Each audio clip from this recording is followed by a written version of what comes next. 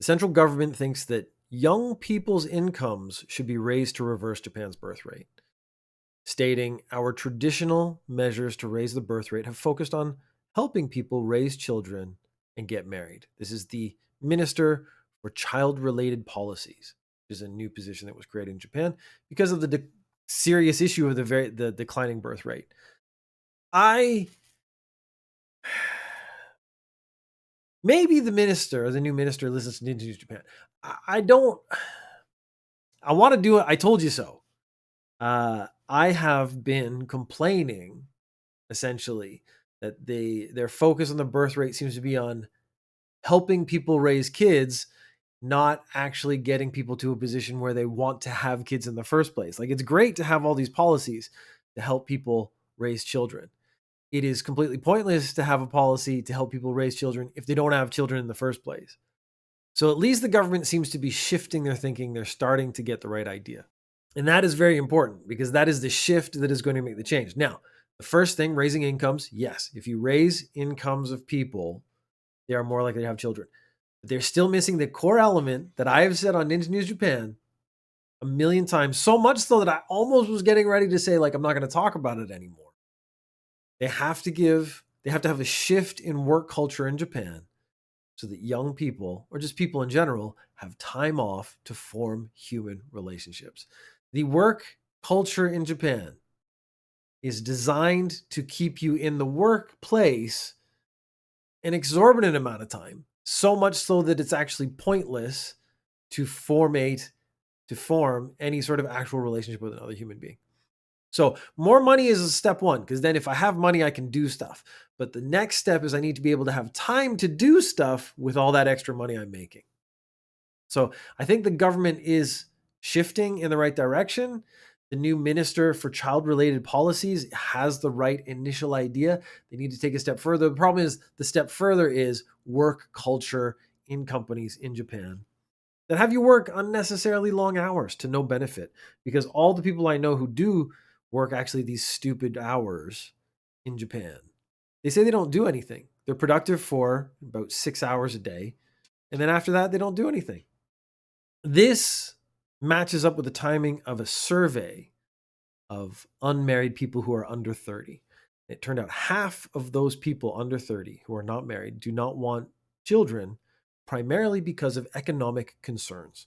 So they're basically saying, I don't have enough money to have kids, so why would I even think about having kids? 400 respondents, that's actually not a massive sample size. 18 to 29, that is the appropriate age range. 49.5% say they do not want kids. 53% of men say they don't want kids, and 45.6% of women say they don't want kids. This is causing great anxiety about Japan's future, because is there going to be a Japan? Elon Musk made the brilliant statement that if things keep going the way they are, there will not be a Japan anymore. Because Elon Musk, he's such a genius, he can do basic math. If numbers go down, eventually you run out of numbers or you hit zero. Sushiro has been in the news. We've talked about it many, many times because they are the victims of the food terrorism. There is a food terrorism story coming up soon. But they've done something else that's very interesting. So Sushiro isn't just sushi. It's kaiten sushi, conveyor belt sushi. You can order lots of other stuff. You can order French fries. You can order deep fried chicken. You can order lots of stuff from Sushiro. Sushiro will use its used cooking oil in conjunction with another company to create sustainable jet fuel, which is pretty awesome. There are 680 restaurants in Japan, and from 2025, they're going to take all the oil they use. Maybe they're just putting the system into place now. All the oil they use, that's going to be about 900,000 liters annually, and use that to create 750,000 liters of jet fuel. I, of course, don't understand the science or anything behind it because I'm an English major. So I could talk about, when I read the news story, I could talk about, the tone of the article and sort of the read between the lines, that kind of stuff. The science, far, far beyond me. But it is cool to take something that's been used and make it into something else that is a very positive net for the world. But now we've talked about sushi terrorism. We have to actually get to some sushi terrorism. Yoshinoya is a beef bowl place. So basically, beef bowl, it's gyudon, it's a bowl of rice, and they put some shredded meat on top of it. That's the short version. It's really, really good. It's great late night food. It's great food for drunk people. Uh, there was a viral video. You think people would have learned after a whole bunch of people just got in trouble for this stuff, of a man eating directly from the ginger container with chopsticks. So basically, they have the bowl that's yours, and then on the table in front of you, there's going to be condiments. And one of them is ginger. You open up a little container, you take ginger out, you put it on your food, you mix it up, you eat it, you're happy. This guy thought, it'd be really funny with all the news of people doing gross stuff and getting in trouble for it. I will do a gross thing. So September 29th, 2022, he did this. I do have the video up. Second on the screen.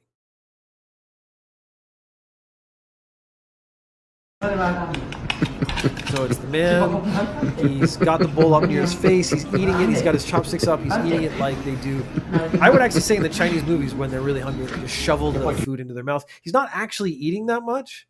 He's just shoveling a few into his mouth. But those chopsticks have been in his mouth. And then those chopsticks are going back into the shared condiment ginger bowl in front of him. That's gross. I don't want that man spit on my ginger. No one else does either. And again, so after all this, was it worth it? Well, the viral video got really popular, so the police noticed, so they were arrested. Now, this is technically not illegal, but it's being filed under interfering with store business, which I guess is an obstruction of business charge. So he's probably not going to get arrested because it's not illegal. Like, he's been arrested, but he's probably not going to get like prison time or anything like that. It's going to be a fine of some sort. But Japan is taking this really seriously. They take all this communal stuff is being ruined by these viral videos, and this communal nature of eating is a big part of Japanese culture. So I think they're really offended by it. And that's, of course, why it gets so viral on the internet, which is what these clout chasers want. I don't think they realize, though, if it gets popular enough, is guaranteed you're going to get noticed, and therefore guaranteed you're going to get arrested. Last week on C. McBee podcast, the other podcast I do, I talked about the congressional trials in TikTok and the congressional trials with Google 4 years ago and how they were similar and different and what the actual point was. Now, they're talking about banning TikTok in America. There's really no, in a country that claims to have like freedom of choice and freedoms like that, where you can buy guns, it seems unlikely to be able to actually ban an app. I did say quite clearly, ban it on government devices, 100% behind that, because it's not your device. It's the government device. If you work for a company and the company gives you a phone and they say, don't put TikTok on it, I am 100% on board with that. And if you put TikTok on it and you get fired, I agree. But personally, if you say I can't use this app because it's going to track my information and stuff, well, every app tracks my information. I don't see how TikTok having my information as opposed to Google or Facebook or any other social media website, how is that different? So I don't see the benefit or the choice of actually banning TikTok. I'm not a massive TikTok user. I have an account. You can go to chunkmcbeefchest on TikTok and you watch, basically it's clips of this and some gaming clips. But it seems counter to the nature of the American ideal to ban an app without more proof than they actually showed in the congressional hearing. So I don't think that's actually going to go through. Japan has decided to ban TikTok on government devices when those government devices have confidential information on them, which I think is perfectly fair. I think that's actually a bit loose because it's actually saying if my company or if I work for the government and the government gives me a phone and I don't handle confidential information, I'm actually allowed to use TikTok on my government phone. I actually think that's stupid. I think you should just clear cut ban it on government phones and you're done. And I actually think companies should do the same thing. But personally, if you want to use TikTok, I think if you understand the risks, go ahead and use TikTok. Currently, it is not on any government devices. So I'm assuming they did a little inventory and checked and they said, okay, none of our government employees have put TikTok on their phones. We're just going to say, don't do it now. Everyone's on board. The government doesn't allow the use of external services on their phones at all. which again, I think is a good idea. I shouldn't, as a government employee, be putting anything for my personal entertainment, Tinder, Facebook, Instagram, Snapchat, whatever you want. I shouldn't be putting any of those things on my government issued phone. On your personal phone, honestly, none of my business, none of the government's business. You do what you want. It has not become a Japanese version of the congressional trial because Japan's pretty reasonable about this kind of stuff. So an idol got in trouble, and I do enjoy idol news because it's such a weird world. She went to a baseball game, and they have an order system with a QR code where you scan the QR code and then you just choose what you want to buy, and then you go for pickup and you go. So I think you can already guess what happened. She tweeted out a copy of the QR code and said, "Please buy me chili shrimp under my name. I eat a lot, so please order it so I can like pick it up. And then I want to eat some fried rice and karage. Karage is like deep fried chicken balls, not testicles, balls of chicken."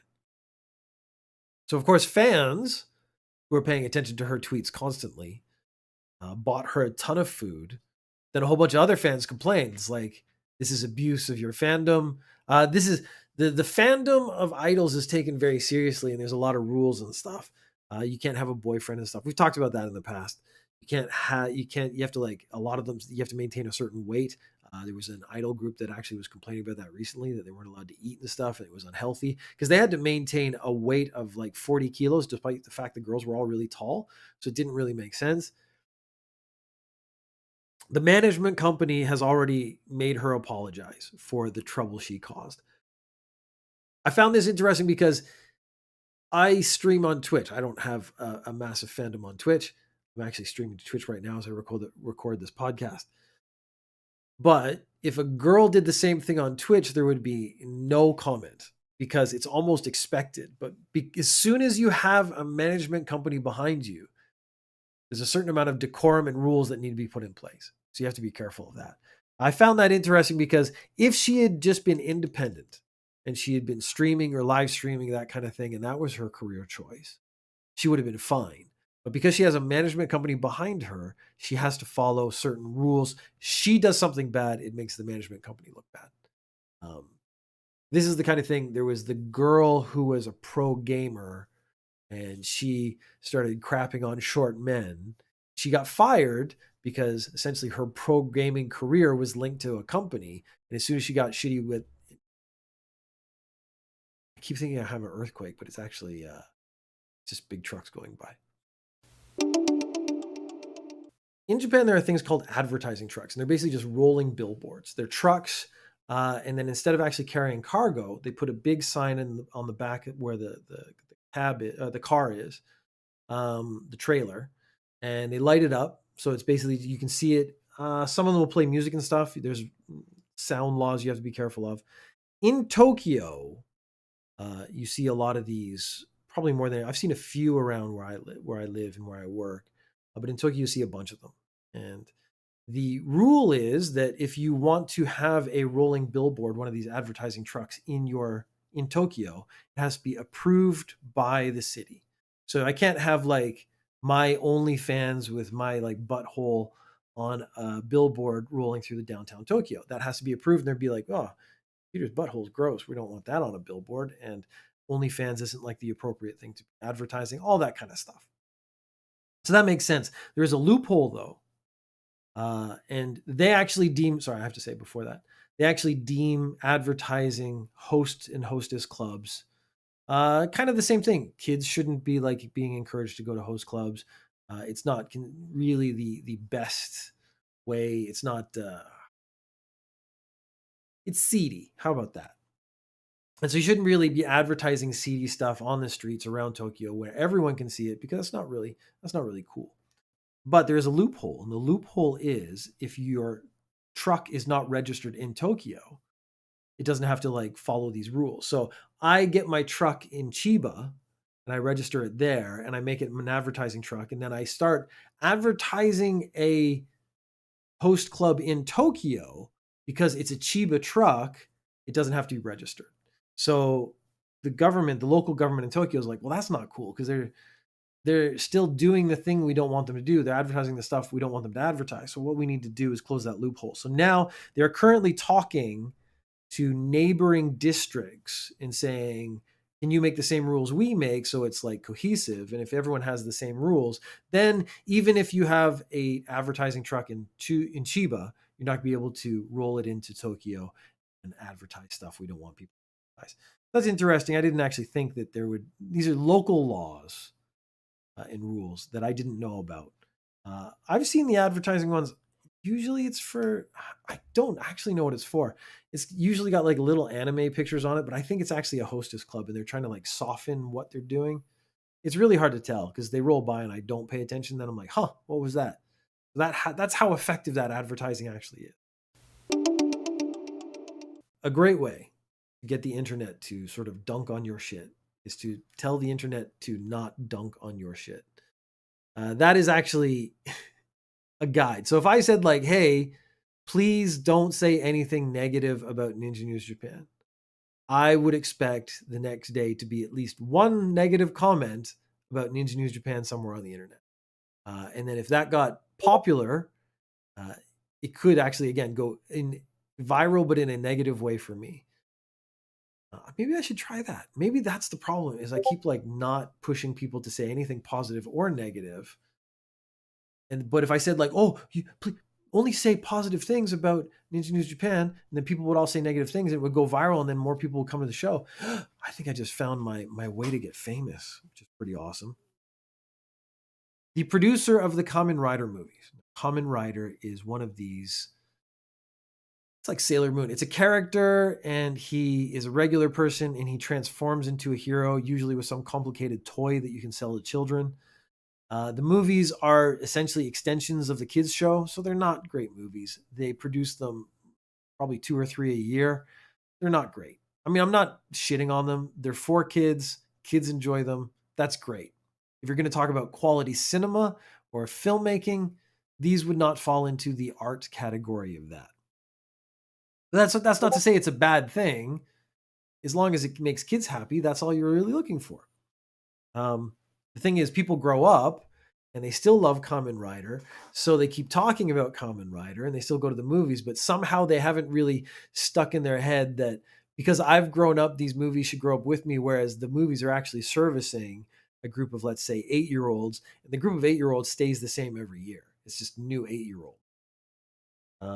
The producer of these movies, his son had a really good idea. He said, what I'm going to do is I'll go on the internet, I'll tweet, yeah, please refrain from posting negative comments on social media where an unspecified number of people can see them. So what he's saying is don't tweet out negative stuff about the new movie because then people who haven't seen the movie might think it's not a good movie and then not go to the movie. So of course the immediate storm that followed was people saying, you can't tell me what to do. A lot of these people actually weren't shitting on the movie.